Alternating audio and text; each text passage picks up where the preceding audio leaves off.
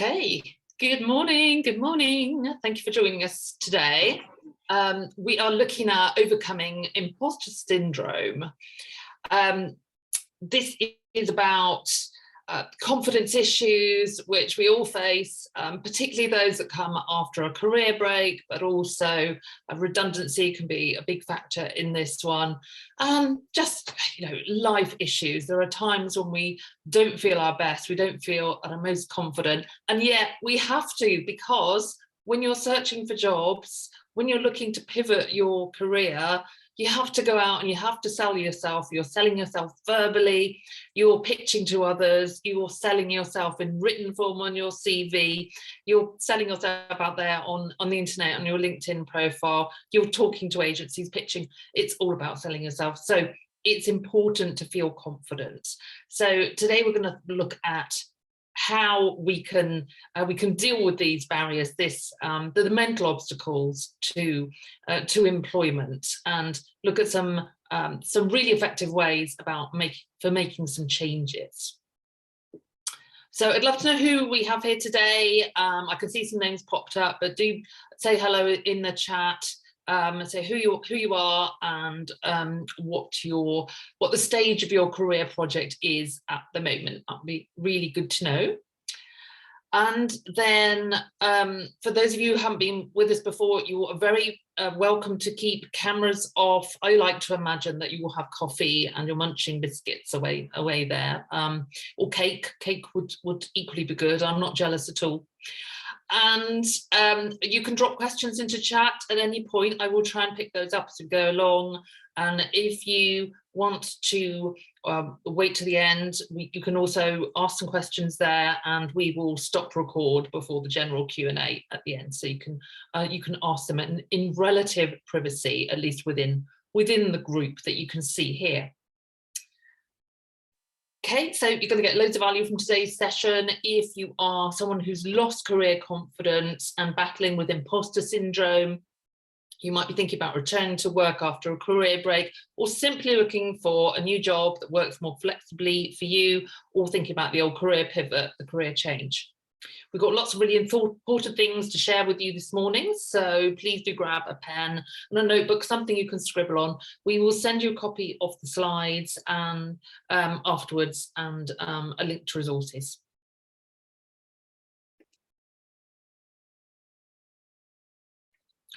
Okay, so imposter syndrome has been bandied around for quite a while now, that term. And it really refers to an internal lack of belief in your skills and capabilities. So believing you're not as competent as others believe you to be. Zoom on. And hence the imposter thing. So the characteristics, things like self-doubt, attributing success and all the luck you're having to external factors, that it's not to do with you, berating your own performance, having that fear that you won't live up to expectations, and therefore sabotaging your own success. For example, we see clients looking at lower skilled jobs because they are afraid about the whole process of returning to work, so they go for things below their capabilities, which is a great shame.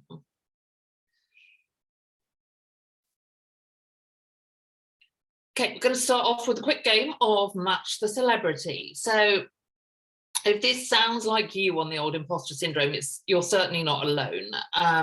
Absolutely everyone feels like this at some point or another. And here's a little bit of evidence for you. So please drop into chat if you know the answer to these. You've got to match the celebrity. So when I read the quote, just got to match write down the first name of the celebrity, and the names are all there underneath. So this quote, you think, why would anyone want to see me again in a movie? And I don't know how to act anyway. So why am I doing this? Who do you think said that? Drop the first name into chat. Names are below for you to choose from. Any idea? Anne's got it in. Anne's got it in one. Yeah, that's Meryl Streep. Second one, sometimes I wake up in the morning before going off to a shoot and I think, I can't do this. I'm a fraud. Still sounds like an exciting lifestyle. Yeah, yeah. Picture that one is Kate Winslet. Third one, when I got to Harvard, just after the release of Star Wars Episode 1, bit of a clue there, I feared people would assume I'd gotten in just for being famous and not worthy of the intellectual rigor here. Yeah, Vera, thank you. That is Natalie Portman. Having a tough life there, getting into Harvard and being in Star Wars.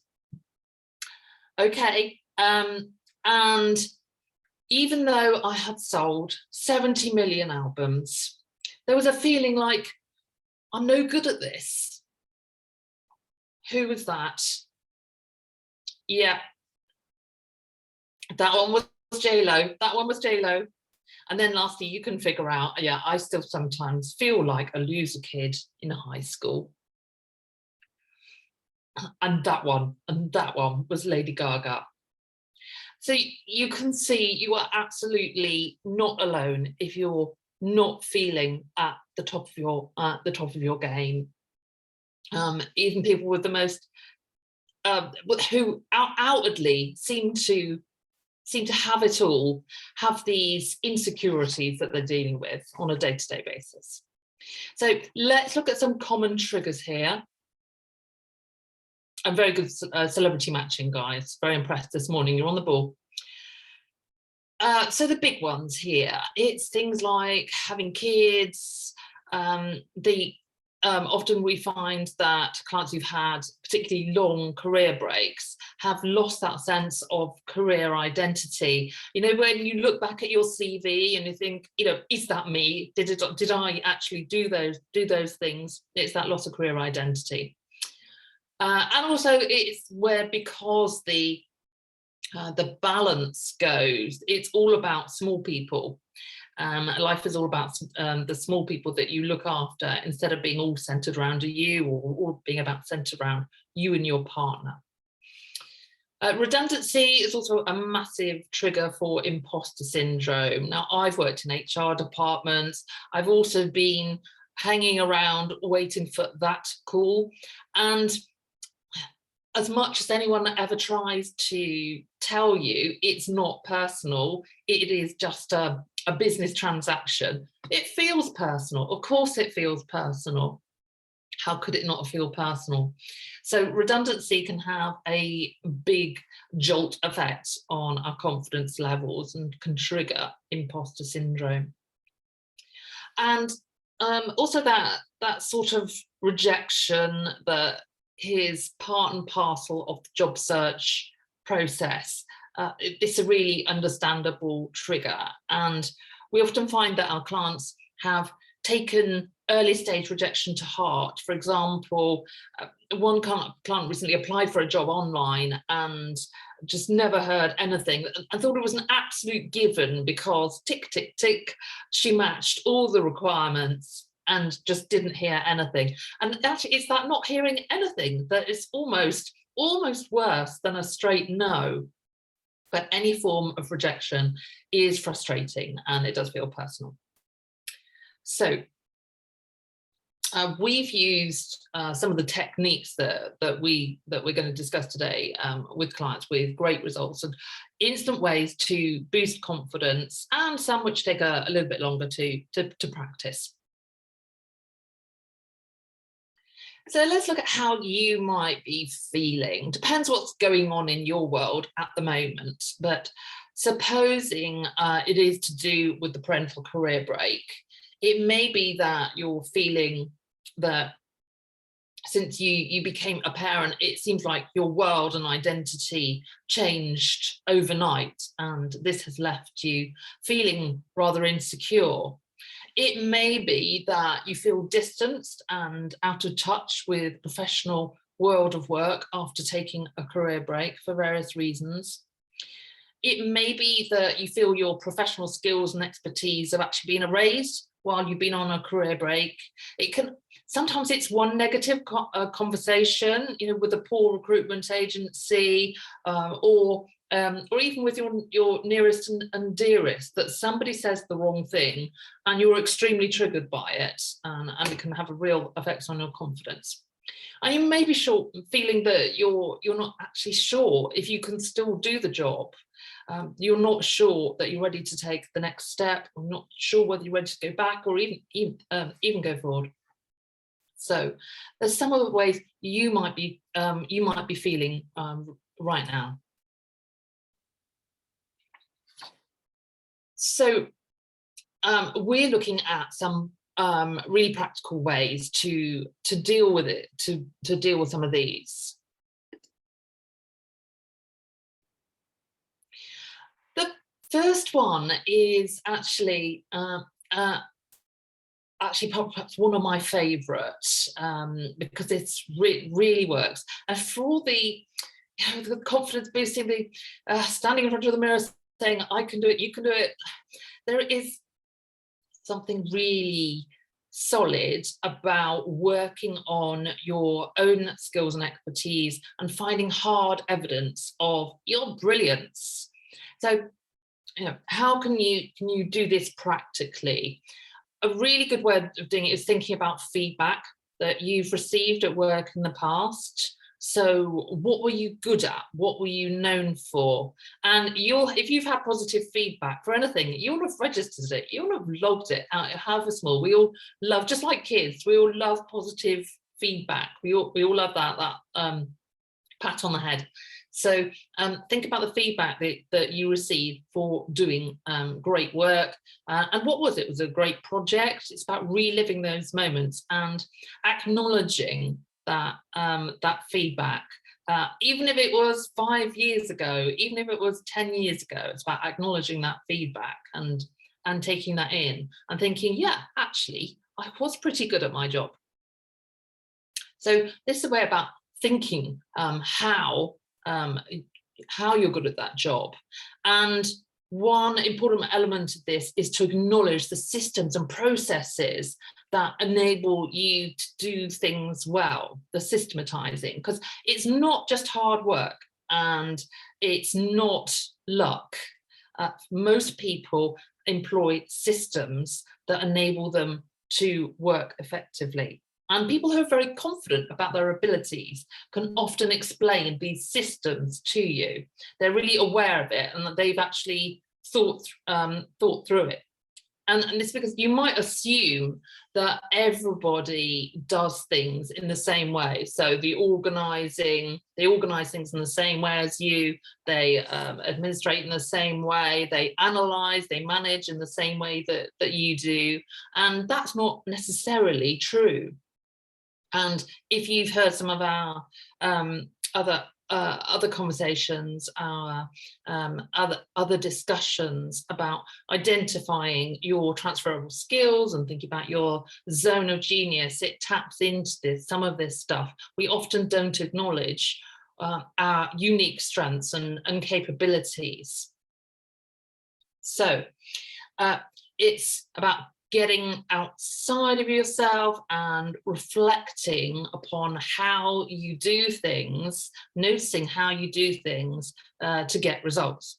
Now, if you've had a bit of a career break, this means thinking back. So use your CV as a starting point to trigger memories of positive feedback, and to trigger memories of the systematizing that you do that allows you to work well. This hard evidence thing is great because when you have that negative self-talk going on, you can actually counteract that with, stop. Actually, I have hard evidence that I am good at my work. I was good at my work in the past, therefore I can be good at my work in the future. So some of our clients find this can produce a real aha moment, understanding what makes you good at your job and acknowledging that you are good at your job. All of you are good at some elements of your job. Not every element, we can't all be 100% brilliant at everything within our job, but you are good, you're great at some elements of your job, and you probably have systems that allow you to work well. So understanding this and acknowledging this. So that's number one, find hard evidence of your brilliance.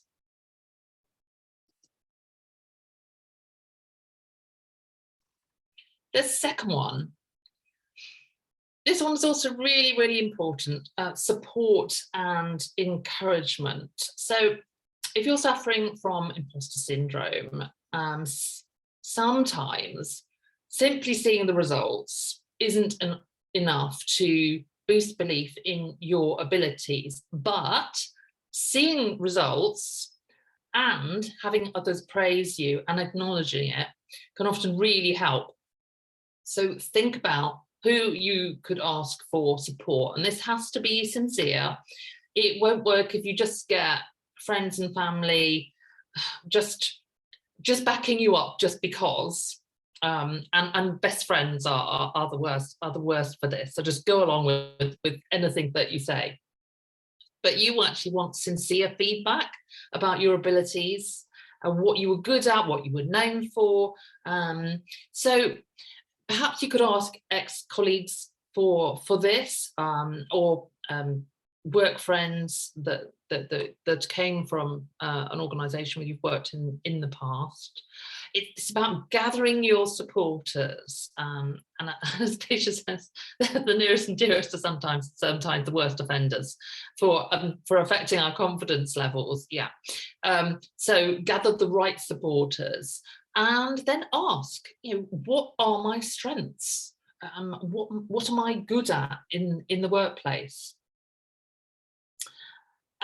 We use a feedback exercise as part of some of the super clarity work that we do, and we ask individuals to go and get feedback from friends, from family, from colleagues. It's a really good exercise, and people love to give feedback, and we get a lot from that exercise. It's a nice positive one.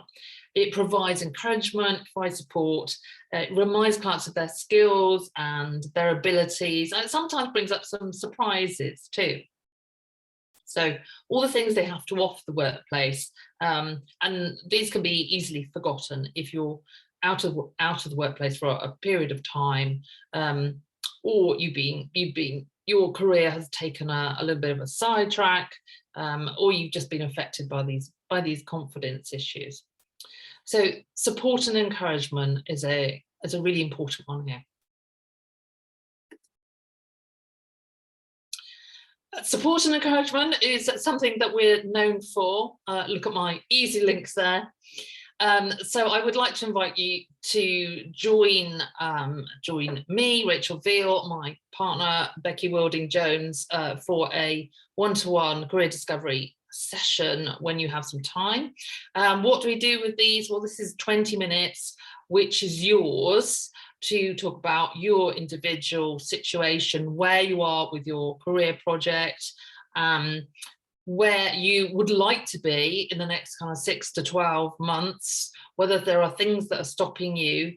And we will look to see what campaign or process could get you there, and whether there are some quick wins that we can help you with. It's like these sorts of blockages which can get in people's way when they are out there in the job market once again. And it might be that our group career relaunch program might be something that could support you within this. So if you'd like to join us for a discovery session, the easy way to do this is to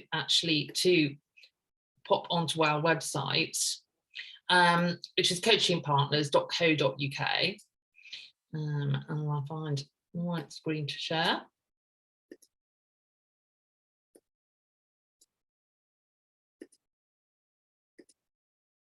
As usual, I have some random things up. Okay.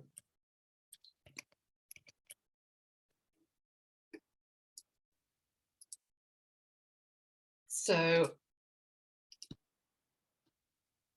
You can go to the Career Relaunch program page, or you can go to the Discovery Call page. And within that, there are little greeny buttons. So from here, you can go into the calendar, choose a time slot. We hope to add a few more sessions in, not next week, because next week is half term for most people, but the week beyond we hope to add in a few more sessions. There are lots of sessions beyond that in 2 weeks, and there are a few tomorrow. So supposing I choose my time slot, then we just ask a few questions just to get to know you a little bit more, to find out whether you're working at the moment, or whether you've had a career break and what you were doing before that and what you're looking to do within that. So you can schedule an appointment one that way.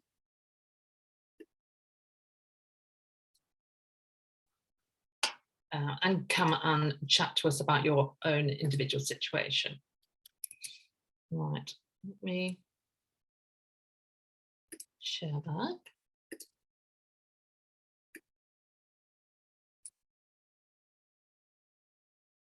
And Becky is out today because she is actually, has already started her kids' half term.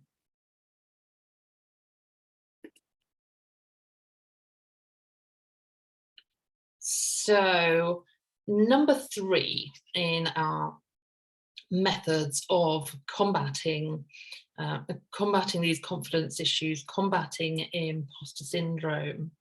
So number 3 is fight the fear and get started anyway. You'll have heard the phrase, do what you've always done and get what you've always got. Now, career training and coaching is rooted in change.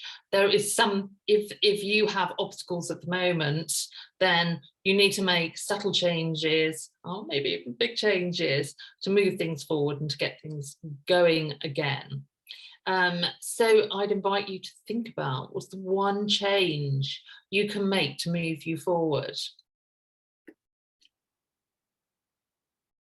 And this is about taking action. So yeah, I know we have asked you today, we said you can sit back, take notes, that's absolutely fine. But think about an action you could actually take today, in the next few days, next 48 hours, a small change that will help your career project move forward.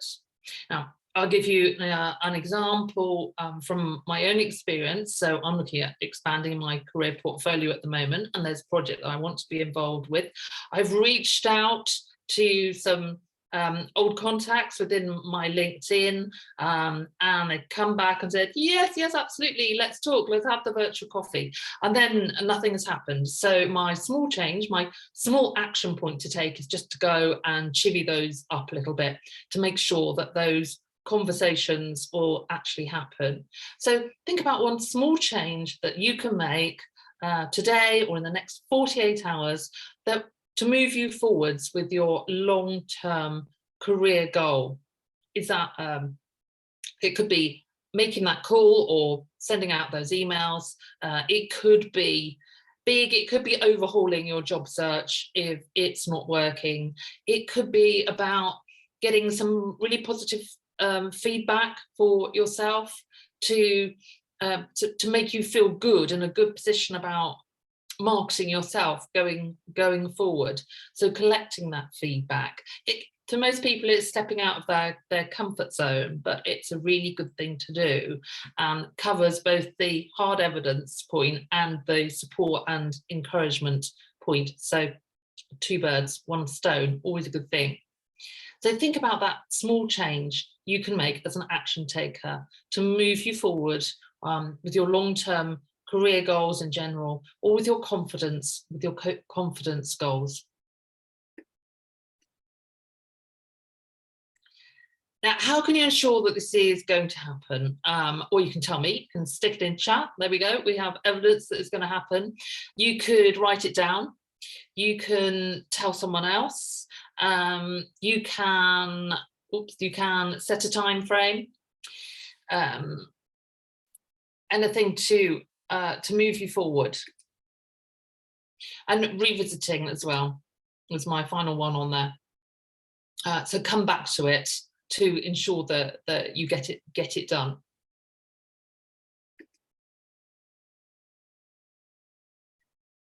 Now, fourth, make believe you're brave. This is slightly different. So you can increase your confidence by replacing a negative feeling with a positive one. Some of you may have heard of NLP anchors before, and we have some more information on that. I will send out the slides afterwards with this link. So this strategy, NLP, many of you will know, it's really a set of behavioural strategies for success based on communication, behaviour and psychology. And you don't need to be an expert to gain a basic understanding of these strategies, but they do take a little bit of practice. So one of these is anchoring, and anchoring is a way of replacing a negative feeling with a positive one. For example, feeling calm and confident when you're under stress. Now, essentially, you're trying to replicate a positive feeling, the calm and confidence, using a physical sensation to recall it, like tapping your hand. And it takes a little bit of practice to get anchoring to work for you, but some people report great success.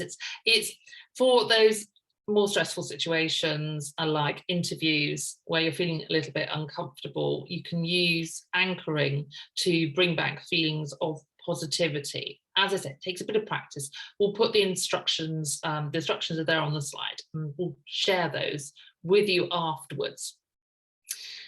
Reframing is another way of doing this, and this is very simple, very easy to do.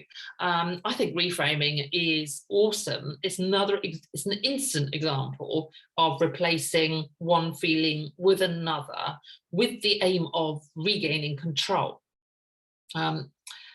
So, example, I walk into an interview situation. I note that I am feeling nervous. How can I tell? Well, I'm breathing a bit fast, nice clammy hands. So I stop and I think, well, this feeling is not unlike a feeling of excitement. And so I can make myself imagine that actually I'm excited about the job opportunity today. And that is why my heart's racing a bit and my hands are a bit clammy. I've got butterflies. So I'm going to harness this feeling I'm labeling excitement and go forward and sell myself really positively. It's simple to do. It's effective. It's really powerful make-believe. We have people do this in interview situations. It's really powerful, particularly if you've been out of this and you haven't done an interview for a long time, either because you've had a career break or because you've worked somewhere for a long time and or had a career break too, but just think you haven't had to, that you simply haven't had to do the interview situation. So it's a really smart one to do, and it doesn't take any practice, just the power of the mind. So as I said, reframing is absolutely awesome, and it's something you can do completely instantly.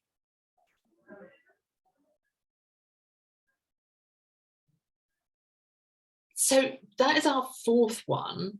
And so in summary, in our short time together this morning, we've explored what imposter syndrome is, why we might feel that way. And then we turn to look at 4 ways in which you can regain confidence and take back a bit of control. So one was to find hard evidence of your skills and expertise, which is where getting back at the negative self-talk. A second way is to get support and encouragement. This could be family, this could be friends, it can be career contacts, but get some support and encouragement to back that up, because then you have your own evidence and then you have external evidence as well. Feel the fear and get started anyway, knowing that if you do have obstacles within your career project, then change is needed. And it could be teeny weeny change. It might be a massive change, but it could be something really tiny. And that's why we said, take action, do something small today to make some improvement in your confidence levels or in your career project in general, and move things forward. Because taking action, changing something always brings results. And then techniques to take control of your thoughts and feelings. This is all about getting back in control, not allowing confidence issues to take control of you. So taking control of your thoughts and feelings. And one method to do this would be through reframing that we talked through. And another method, which takes a little bit of practice, is the NLP anchoring technique, which we'll send out for you to do later. You've got homework. So different methods, but positive methods that do work to improve your confidence in the short term and in the long term, and to banish those feelings of imposter syndrome. Right, I'm going to stop that share there and come back into the room.